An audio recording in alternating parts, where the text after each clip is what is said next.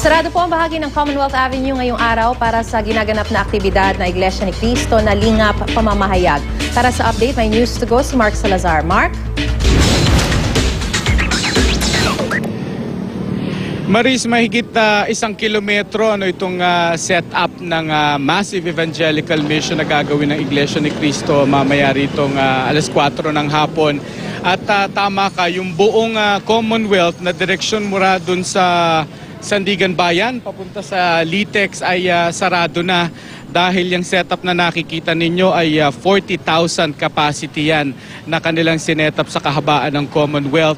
At ito ay kanilang inihahanda na kahit na mamayang hapon pa yung kanilang programa. At yung kabilang direksyon ngayon ng Commonwealth, 2 lane doon ang kinain for counterflow para naman doon sa papunta ng Litex area. Kaya medyo nagkakahigpitan ng traffic papuntang Litex at papunta rin doon sa Memorial Circle. Mamayang 4:00 magsisimula ang formal na programa ng Iglesia ni Cristo sa isang film showing. Pagkatapos ay ang pamamahayag ng punong tagapangasiwa ng distrito ng Quezon City ng Iglesia ni Cristo na si Kad Dan Orosa. Pagkatapos ay mamimigay sila ng goodie bags. 80,000 na yung ibinababa na goodie bags dito na ipamimigay nila mamaya.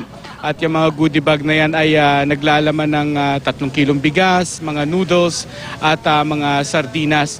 Ayon sa kanilang pangalawang tagapangasiwa na si Ka Joseph Penwell, ito naman ay hindi dahil sa anumang espesyal na araw, anniversary halimbawa o anumang grand launch, kundi ito'y para pagbigyan lamang daw yung kahilingan ng Barangay Commonwealth na magkaroon din dito ng evangelical mission kagaya ng kanilang nakita na ginawa ng Iglesia ni Cristo sa Tacloban, sa Maynila at sa iba't ibang lugar. At yan ay pinagbigyan daw nila ngayong araw. Kaya nagkaroon sila ng evangelical mission dito. Maris?